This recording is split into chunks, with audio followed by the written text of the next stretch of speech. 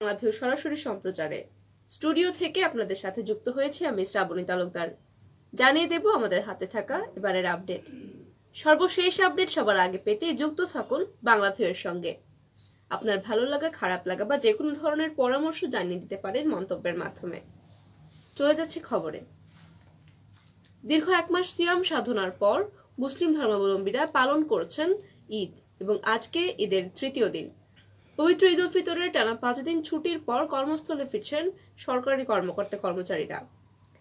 তবে পবিত্র ঈদ উল ফিতরের টানা 5 দিনের ছুটি শেষেও এখনো যেন ঈদের আমেজ কাটেনি, তাই সরকারি প্রতিষ্ঠানগুলোতে এখনো কর্মীরা সবাই ভালোভাবে ফিরে আসেননি। সারা দেশের ন্যায় সোমবার 24 এপ্রিল থেকে সিলেটেও সরকারি অফিস, আদালত, ব্যাংক এবং আর্থিক প্রতিষ্ঠানগুলো খুলতে শুরু করেছে। ফলে আবারও সকাল 9টা থেকে বিকেল 4টা পর্যন্ত চলবে সরকারি অফিস এবং সব ধরনের তফসিলি ব্যাংকের অফিস শুরু হবে সকাল 10টা থেকে বিকেল 5টা পর্যন্ত চলবে। আর লেনদেন চলবে সকাল 10টা থেকে বিকেল 3:30টা পর্যন্ত। ঈদের প্রথম দিন প্রথম কর্মদিবস হওয়ায় দেশের অন্য সব সরকারি বেসরকারি প্রতিষ্ঠানের মতো সচিবালয়েও ঈদ আনন্দে মেতে উঠেছেন কর্মকর্তা-কর্মচারীরা। ঈদের ছুটির পর অফিসে এসে কোলাকুলি করে সবাই ঈদের শুভেচ্ছা বিনিময় করছেন। সোমবার সকালে সিলেটের বিভিন্ন অফিস ঘুরে এমন চিত্রই দেখা গিয়েছে। তবে নির্ধারিত ছুটির পাশাপাশি অনেকেই অতিরিক্ত ছুটি নেওয়ায় প্রথম দিন কর্মদিবসে কর্মকর্তা-কর্মচারীদের উপস্থিতি অনেকটাই কম। এদিকে ঈদ উল ফিতরের ছুটি শেষে রোববার থেকেই অনেকে সিলেটে ফিরতে শুরু করেছেন। রোববার ও সোমবার সকালে সিলেটের বাস টার্মিনাল এবং রেল স্টেশনে গিয়ে দেখা গেছে সিলেট ফেরা মানুষের ভিড়। পবিত্র রমজান শেষে শনিবার মুসলমানদের সবচেয়ে বড় পবিত্র উৎসব ঈদ উল ফিতর পালিত হয়েছে এবং ঈদ উপলক্ষে 19 এপ্রিল থেকে ছুটি শুরু হয়েছিল। 24 এপ্রিল পর্যন্ত 5 দিনের ছুটি ছিল। তাছাড়া অনেকে অতিরিক্ত ছুটি নেওয়ার কারণে এখনো কর্মস্থলে ফিরে আসেননি তারা।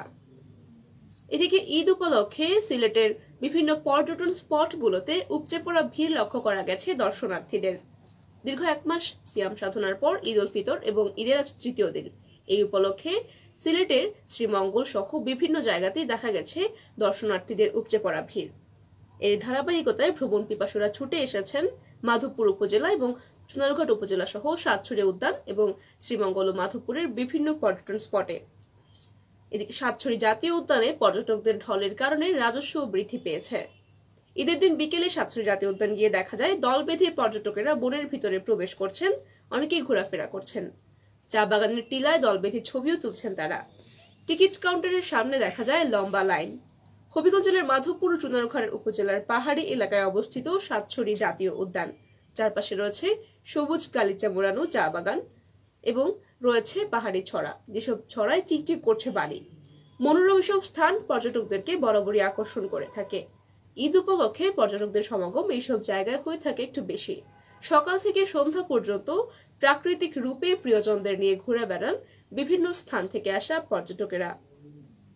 পাহাড়ি এলাকার পাশাপাশি শহরের বিভিন্ন স্থানেও পর্যটকদের আনাগোনা লক্ষ্য করা গেছে। এদিকে সাতছড়ি কর্তৃপক্ষের নিরাপত্তা ব্যবস্থাও জোরদার ছিল। প্রাকৃতিক সৌন্দর্য মণ্ডিত সাতছড়ি জাতীয় উদ্যানটি অভয়ারণ্য, যেখানে রয়েছে প্রাকৃতিক অনেক বন্যপ্রাণী। ঈদের ছুটিতে প্রচুর পর্যটকের সমাগম ঘটেছে, যে কারণে প্রায় 10,000 একর দুর্গম পাহাড়ি এলাকাটিতে অনেক পর্যটক আসার কারণে এবার রাজস্ব বৃদ্ধি পেয়েছে। এই সাতছড়ি উদ্যানে রয়েছে প্রায় 197 প্রজাতির জীবজন্তু এবং 24 প্রজাতির স্তন্যপায়ী, 18 প্রজাতির সরীসৃপ, 6 প্রজাতির উভচর। এছাড়াও রয়েছে প্রায় 200 প্রজাতির পাখি। এবারের ঈদে পর্যটকদের কাছ থেকে সরকারি রাজস্ব আদায় করা হয়েছে 1,70,409 টাকা, যা অন্যান্য বারের তুলনায় অনেক বেশি। সুপ্রিয় দর্শক শ্রোতা, এই ছিল আমাদের হাতে থাকা এবারের আপডেট। এতক্ষণ যারা সঙ্গে ছিলেন সকলকে অসংখ্য ধন্যবাদ। সর্বশেষ আপডেট সবার আগে পেতে যুক্ত থাকুন বাংলাভিউয়ের সঙ্গে।